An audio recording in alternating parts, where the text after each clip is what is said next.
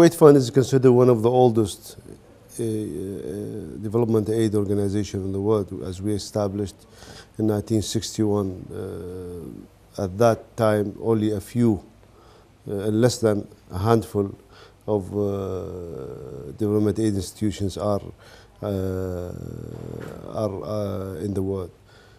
You know, the principles of international aid has started with the Bretton Woods institution, and of course USAID. So Kuwait Fund to come at that time in 1961, it was really a bold move by Kuwait, a newly independent state, at the same establishing an institution for assistance, for South-South cooperation, even before the issue of South-South was presented to the world.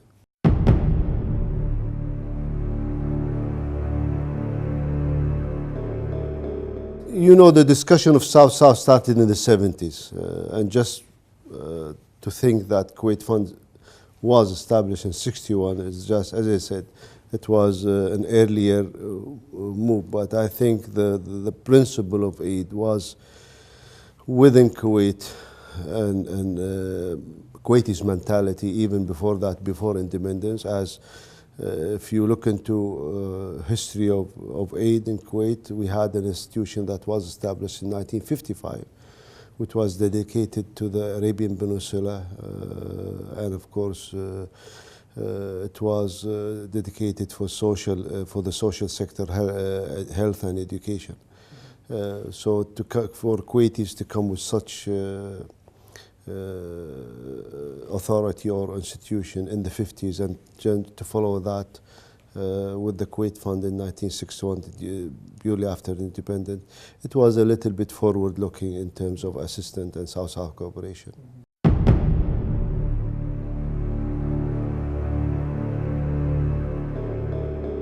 You know, when we were established, it was established only to work and operate in Arab countries, hence where the name came with Kuwait Fund for Arab Economic Development. In 1974, our mandate was changed to cover non-Arab countries, especially in Africa and Asia. The thought was then to drop Arab countries out of the wording of the name, but I thought, and we thought, it's not myself, the leadership then thought that the name became synonymous with our work, and we didn't want the change, and we didn't also want Arab countries to understand that we are shifting side. It's just that our main aid of assistance is Arab countries, but including non-Arab countries also in the region. Now we reach 104 countries around the world, so we are very well spread all over.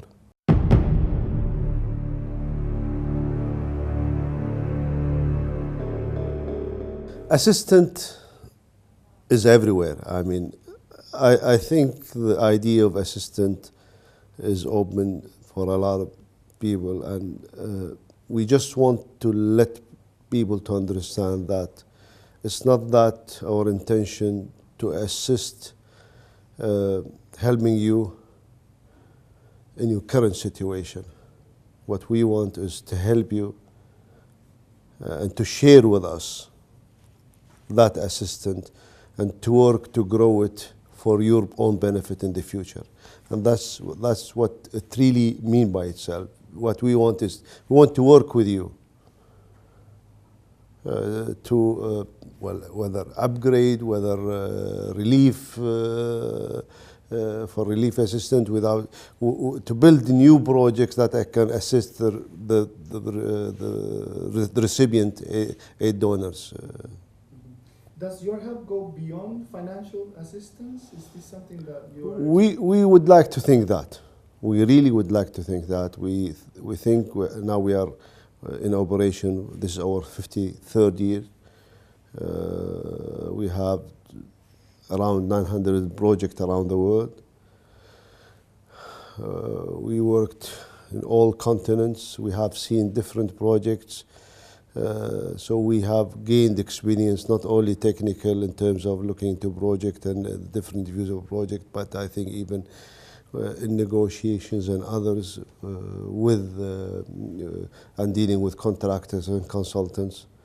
So we'd like to believe that we can assist the recipient countries in their startup of the project and the completion of the project, and certainly with the assistance of others. You know, any project has a lot of stages to cover, and there is when you start with a good visibility study, technical study, but one of the most important issues is the financing plan for that project.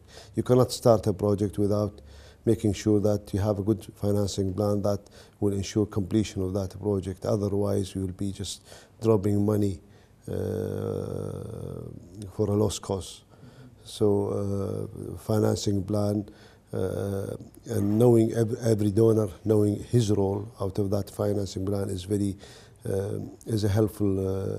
And I think over the year we have built a trust with the recipient countries sometimes they would love us to be that institution that joined them in soliciting that and finalizing that financing plans with other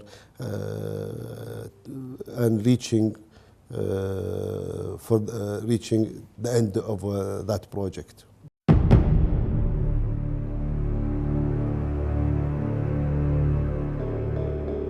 We are open-minded. I'd like to say that when you look at it into our portfolio, yes, you'll find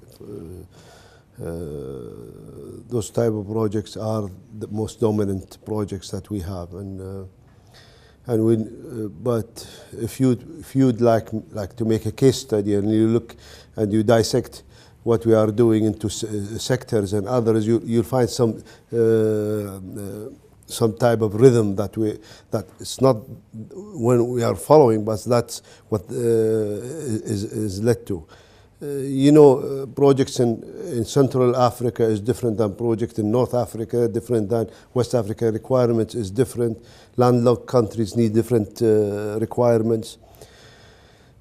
And if you look into preferences, we have some preferences, but we always leave it to the recipient countries to decide to their priority. We don't like to impose our wishes and wills. What we can do sometimes, if we have a specific program that we are pursuing, such as the case right now, where social sector is having a big thing within our current plan, we give that sector more specific favorable terms in terms of assistance, in terms of maturity, low interest, and then we leave it to the recipient country to decide if they want to go to that path or the other path. As long as the study presented to us by the recipient country is well studied and have a good return to the country itself. Don't forget, most of those countries have a lot of requirements, so all those are priorities, and so we'll follow their most needed priority better than our wish or will.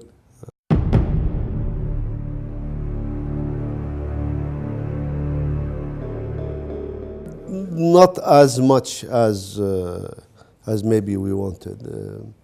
It's starting. Our introduction to social sector as a Kuwait Fund started now. We are in our 14th year. We started in 2000.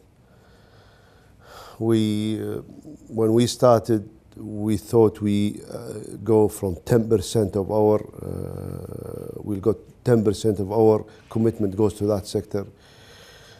Took us more than 5 years to reach even close to that number. We increased that the next 5 years to 15, with the intention is there, and to go much more than that. But it's not easy. As I said, there is, with project submitted, it differs from one country to the other. We are trying to reach that. What we are trying right now is to introduce better terms, more further concessional terms in terms for the social sector, especially for education, women education, which we are trying to encourage, especially like in Africa.